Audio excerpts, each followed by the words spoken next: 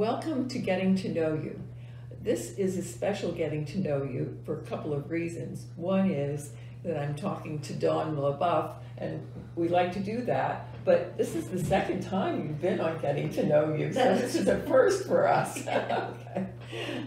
The other thing is that we're doing a subject that is also, in effect, a second, because Dawn is here to do a reprise, is the way I think of it. A reprise is, with a refrain, you can just hear it again, and it's really nice to hear it. And if you don't know it, you can just sort of look at it and say, oh, look, I know what that's all about. I can join in.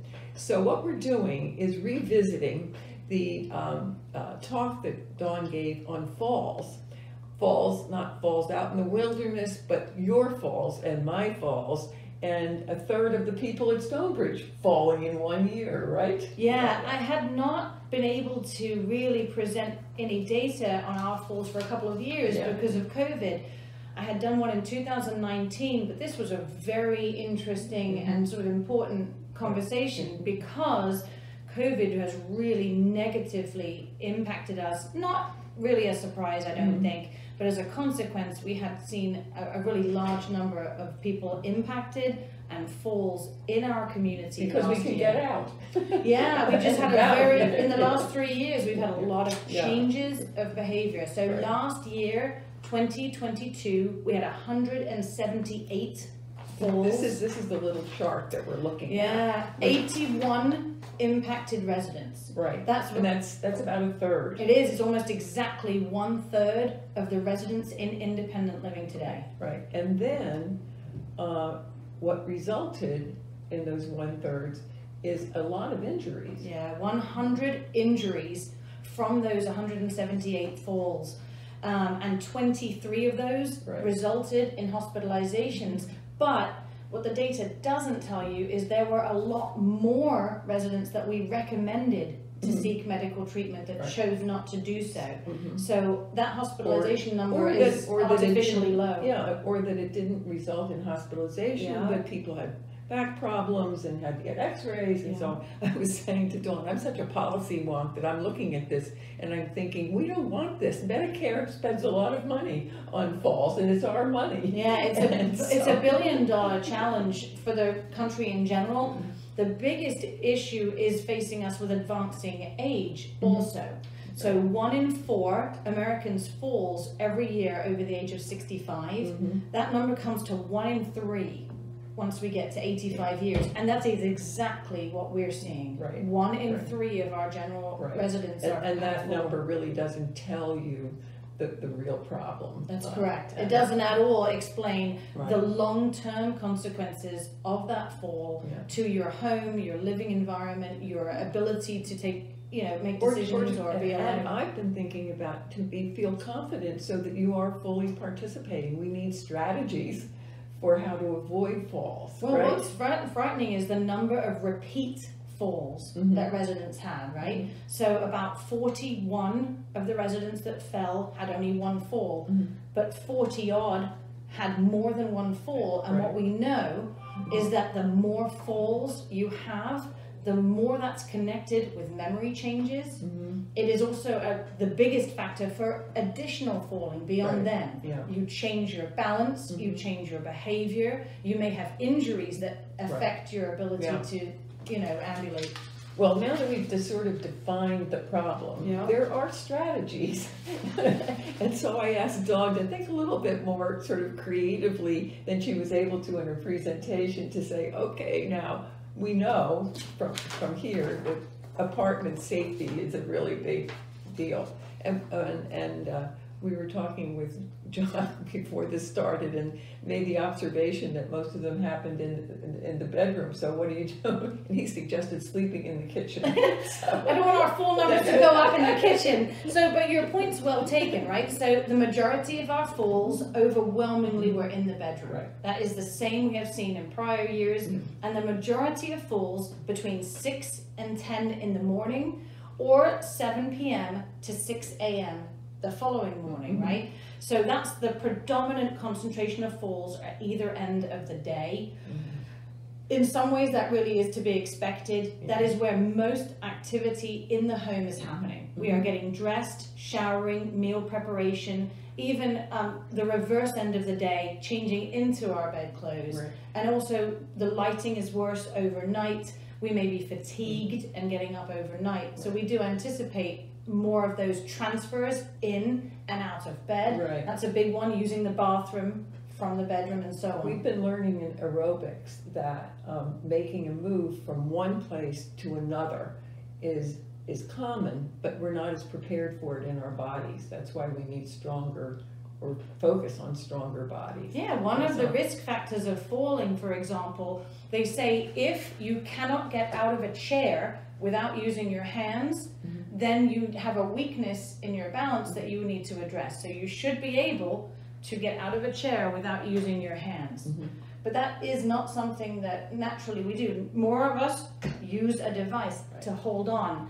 Yeah. Our balance as we age shifts, either our center of gravity forward in many cases, or we start to lean backwards when we move, Right. which also predisposes us to sliding out of chairs and things. Right, but we also get used to having things to hold on to, and so that if you don't have it, or you don't do it quite right, you have a fall. So. Yeah, and we're seeing real commonalities in some of these falls, right? For example, footwear. I see a lot of falls where residents are barefoot or using stockings or socks on their feet, and they're sliding or slipping on a surface on their floor. So what kind of, would you say, have bedroom slippers at the foot of your bed? What kind, should you look for a rubber sole on them? They have to have a good tread, or socks that have those anti-slip features on them. They're commonly available in the stores, and they're very important. So that will allow you to have traction to prevent a slipping surface. We should have a message center for grandchildren and children to say if you want to give somebody something, you know. Yeah, it's especially because also lighting is very important in the home safety, right? So putting a night light in your entryway between the bedroom and the bathroom, or having an overnight light on at all times in the bathroom is also a nice way to reduce your risk of falling. And what about doing nothing? Do you suggest waiting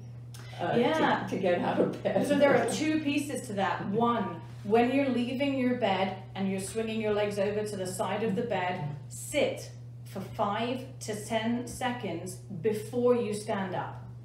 Why? As we age, our blood pressure is less able to move from a lying position to a vertical position quickly. That means you can become lightheaded or dizzy when you stand too quickly. So allowing your body to adjust to the new vertical position, even seated, is very important. And then you stand. Yeah. And again, when you stand up, before you move, stand for 5 to 10 seconds before you start to move. Again, that is to regulate your ability to have enough blood flow to your brain to prevent you from feeling dizzy or lightheaded. Right. I guess it would be good to have a friend who also understands this and ask you, did you count to 5 this morning? Or something Another like that. good example is actually to hydrate before you even leave the bed. I strongly recommend having a glass of water by your bedside so that when you sit, take that 5 seconds to have a sip of water, right? So A, if you're well hydrated, you're less likely to fall, and B, it will allow you the extra time. Right. Another thing I know that you were stressing was, have your walker in your apartment as your helper. And so I was thinking, it's like your walker is your friend. It walks with you in the halls, but you wouldn't leave your friend out in the hall. So. Yeah, we find a large number of adaptive devices are not with their resident, right, at a fall time. So a lot of people keep their walkers by the front door or even in a different room. However, the falls are greatly reduced if that walker or cane is reachable to you, whether you're leaving a chair or a bed or even the bathroom. Right. Make sure your walker is with you.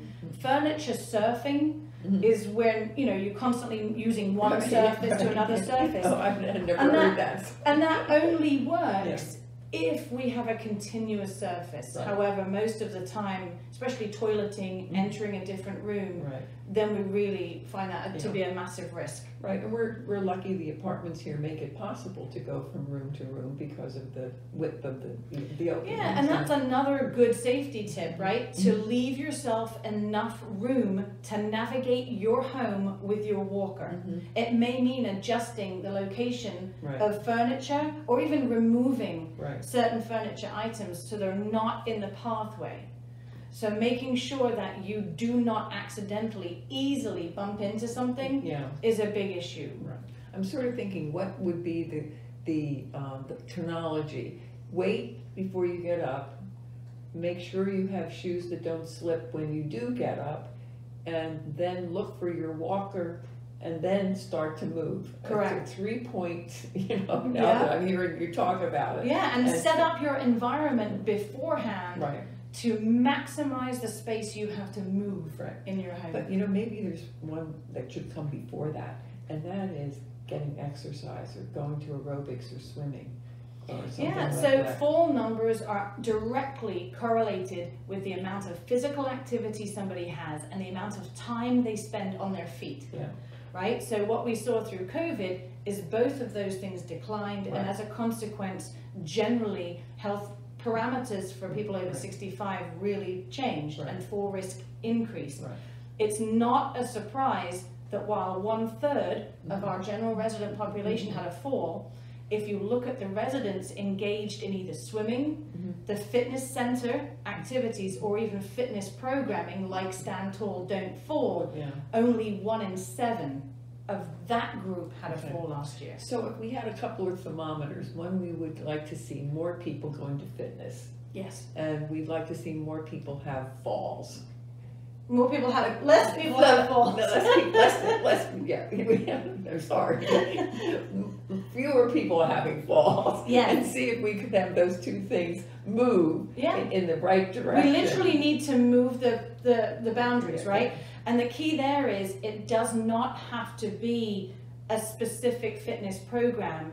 Even walking the hallways with the grab bars that are available to you is an extremely powerful way Right. to build muscle, get muscle tone and bone density to stay strong. Right, so it's possible. Absolutely. Okay, well, I won't sign you up for next year, but I think if people listening to or watching this program get the picture, we want a different picture next year. We do, and we have some really powerful tools to do so, right? We have our therapy program where physical therapy, one-on-one, occupational therapy, including apartment safety recommendations. We have swimming pool availability. Right. We have access to a fitness center where Jennifer, the fitness instructor, can customize any program of your choosing. Right.